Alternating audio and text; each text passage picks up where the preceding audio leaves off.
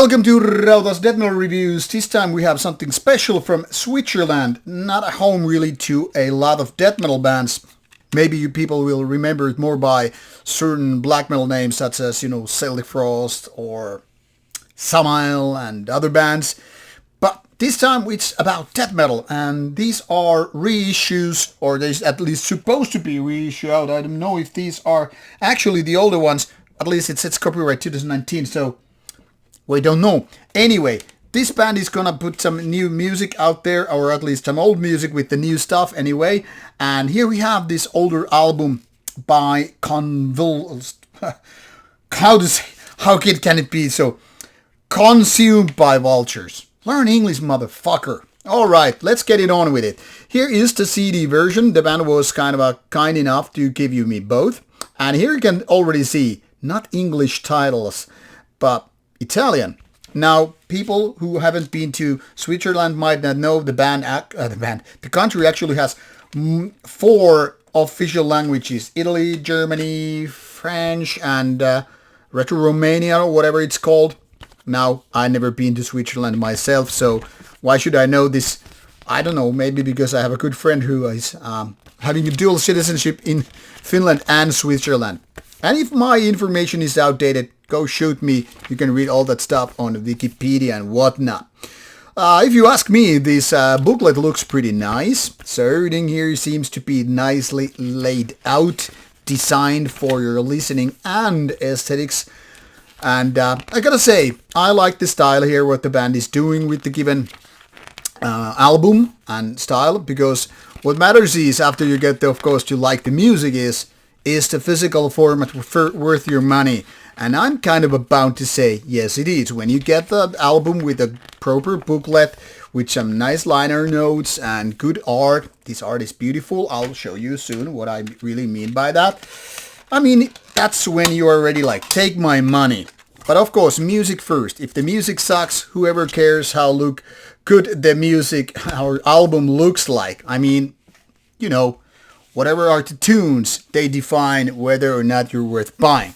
And now the grand prize, of course, is the vinyl, which in my opinion looks fantastic. I mean, look at the colors, this beautiful design. I'm not exactly sure what this lore person is doing with the book, because it seems like this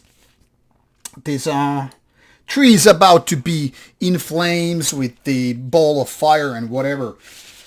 Maybe there is a deeper level of symbolism my symbol brain is not able to understand. So this is empty, except with the vinyl. Why? I do not know why there is no any kind of really? I mean, is it? Nope. There is no vinyl booklet or piece of paper with the lyrics and all. This is a little bit puzzling, but maybe vinyl people don't really need lyrics. Just kidding. I don't know why it is so, but here it is. Thick, I think 180 gram vinyl, all black. For review purposes, in case you need to know, I was listening to the CDs. And, there is something else I really need to show you.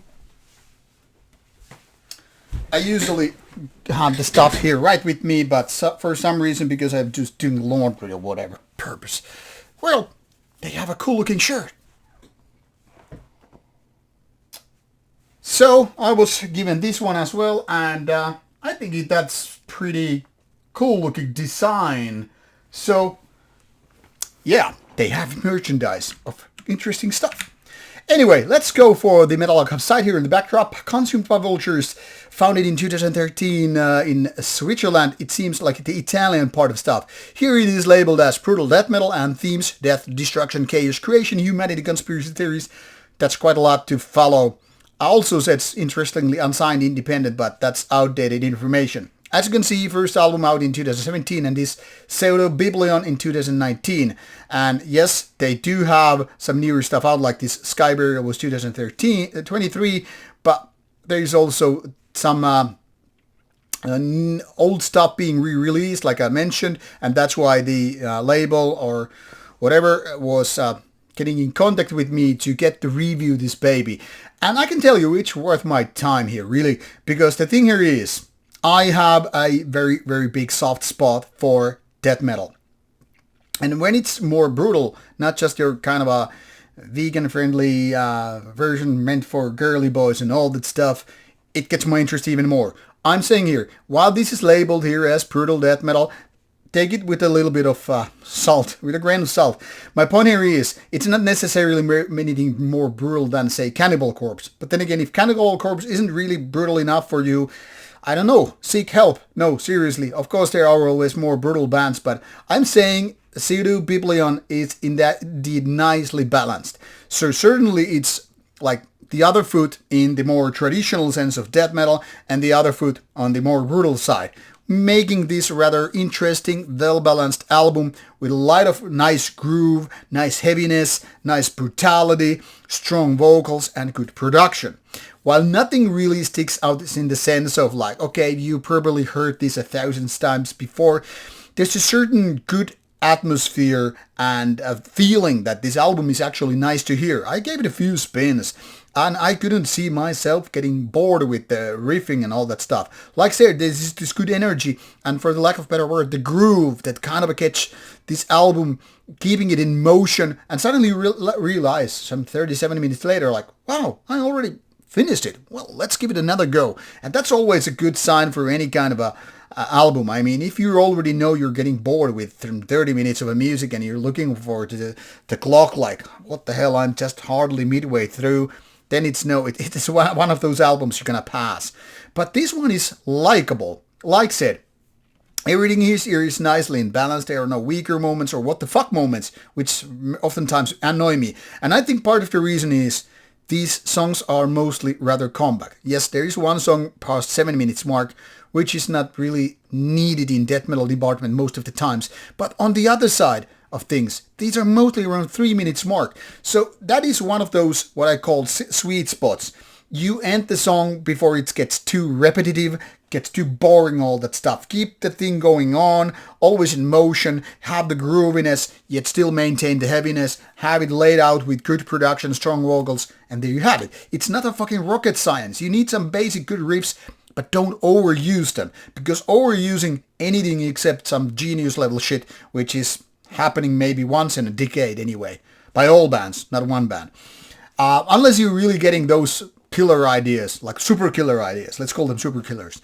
Unless you're one of those genius people who can make those, don't overuse your ideas. Leave something in the tank, much like in lifting. You don't always go all the way down. You leave a little bit in your tank, so that kind of leaves you with a little bit more thirst to go back to that idea.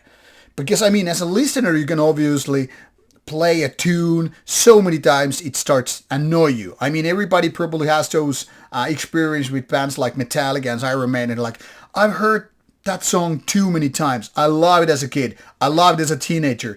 By the times you're hitting 40, you're like, I'm bored with the Ender Sandmans and the like. So leave a little bit more in the tank and learn from these guys from Switzerland. 3 minutes in and out, and then you move on to the next track. And you keep such the momentum going on, and as a result, you have a well-balanced album that stays consistent and likable. Now, that being said, nothing really out of ordinary is happening here. So if you're expecting this to be the next classic album people will be talking about some 20 years after this video comes out, not likely to happen.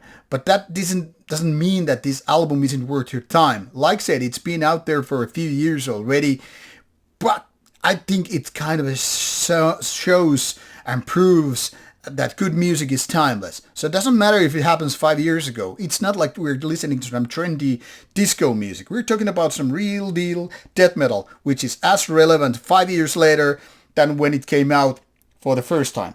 So, this is my take. Consumed by Vultures, second album out, and we're looking for the band to come up with more music coming away. Meanwhile, do yourself a favor and click the links, give this album a go, and I hope you like it. Of course, if you're allergic to brutal death metal, it's very, very likely you're not gonna like it, but the fans of the given genre, they should. Now, off you go, and looking forward to your feedback and comments regarding the album if you gave it a listen. Did you like it, or did you not? Now, off you go. Bye-bye.